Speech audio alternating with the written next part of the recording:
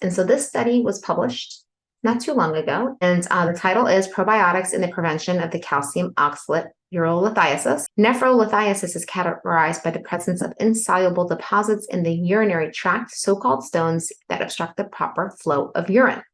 And these deposits are a result of increased calcium, oxalic acid, phosphate, urate, and cysteine levels in the urine. And unfortunately, the incidence of this has dramatically increased in the past 30 years due to environmental changes, including inadequate diet and physical activity. It is the third in the list of the most common urological diseases. So deposits in the urinary tract can vary in their chemical composition.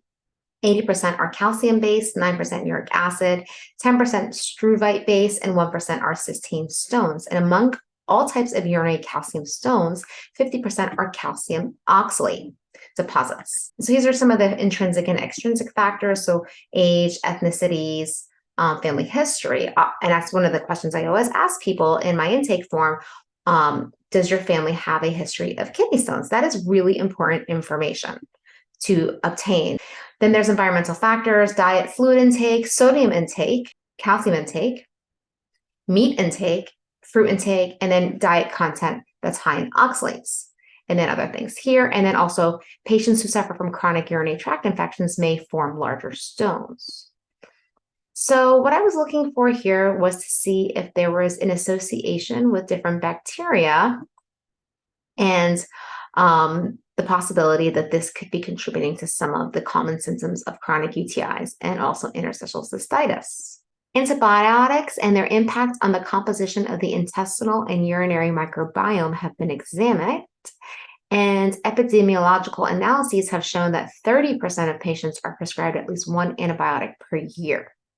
And previous studies have linked oral antibiotic use with increased prevalence of kidney stones among children and adults. So this is a question that we asked during the patient intake. How many times have you taken an antibiotic? There's also a relationship between antibiotics and changes in the chemical composition of urine. Exposure to antibiotics for at least 2 months resulted in a decrease in urine pH and urinary citrate levels, suggesting that there's a correlation between the gut and urinary tract in kidney stones. More information about how it's connected to the gut.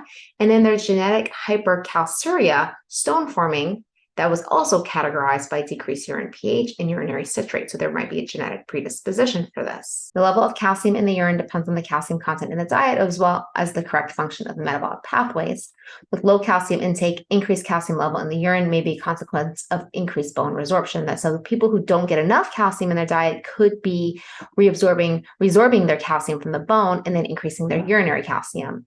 In turn, urinary oxalate comes mostly from the endogenous metabolic processes, which I've always been saying, although an additional source may be the increased absorption of oxalate in the intestine when there's higher calcium intake. Interestingly, dietary oxalate may account for about 50% of the daily oxalate excreted in the urine.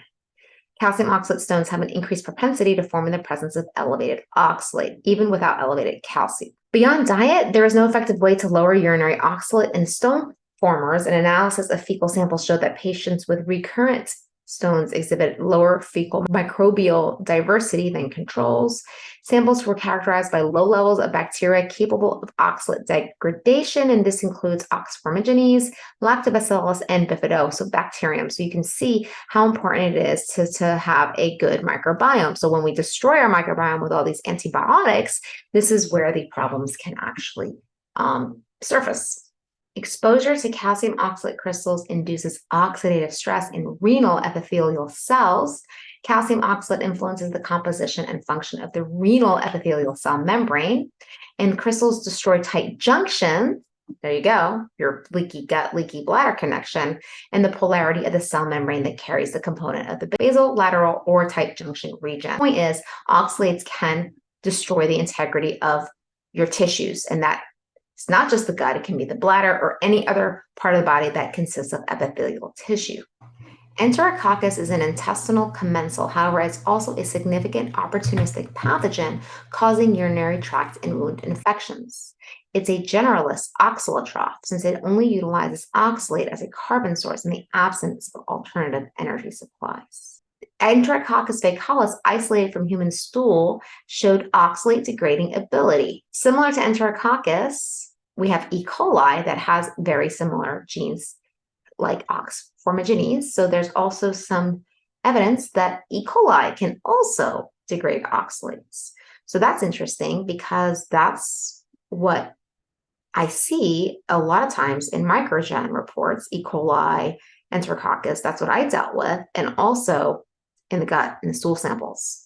So these are interesting because in my practice, we use a lot of Bacillus subtilis and L. plantarum. Those are my two favorite probiotics for not only mast cell activation. These subtilis also can help with mycotoxin removal out of the body and mold removal, but also it's really good for this. So check this out. So the ability to prevent the formation of urinary stones is also demonstrated by Bacillus subtilis. Previous studies suggested that L. plantarum, which is another probiotic I like to use, Metalliq, I think it's called, studies on the differentiation of the composition of the intestinal microflora in patients with urinary stones have shown that antibiotic therapy promotes the development of urolithiasis, not only due to the reduction of oxformigenase colonization, but also by modifying the composition of the entire intestinal microflora. This is a problem with using antibiotics to treat this. The gut plays an important role in the metabolism of oxalate, which lowers the risk of kidney stones. The important relationship between the gut and kidneys is called the gut-kidney axis. The importance of the gut-kidney axis is the development of urolithiasis, and it's emphasized by the fact that hyperoxaluria observed in the course of urolithiasis may increase intestinal permeability, and disturbances in the intestinal microflora that accompany this can induce damage to the intestinal barrier. So basically, you take antibiotics, you mess up the gut, and then you get more damage to the intestinal barrier because of the oxalates that are occurring, the hyperoxaluria that's occurring from that first course of antibiotics.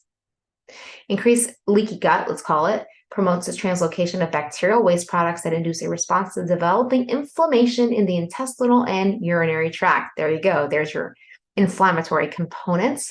A previous analysis showed that people who formed kidney stones were characterized by microbial dysbiosis. Another study showed that changes in the microbiome, which may contribute to the onset of kidney stones, were associated with depletion of lactobacillus and an increase in the amount of enterobacteriaceae. Sadly, clinical trials with Oxbact, which is supposed to be a probiotic with oxformigenes, did not reduce urinary oxalate excretion in patients diagnosed with primary hyperoxaluria. L. plantarum, B. breve, and B. longum increased the production of these cytokines, and therapy with these probiotics not only contribute to the degradation of oxalate, but also reduce the number of inflammatory events associated to and with oxalate accumulation. So basically, L. plantarum, which I use often with my patients, and then these bifidobacteria can increase oxalate degradation and also reduce cytokines. And some of these other ones too that are lactobacillus strain are also showing to be effective.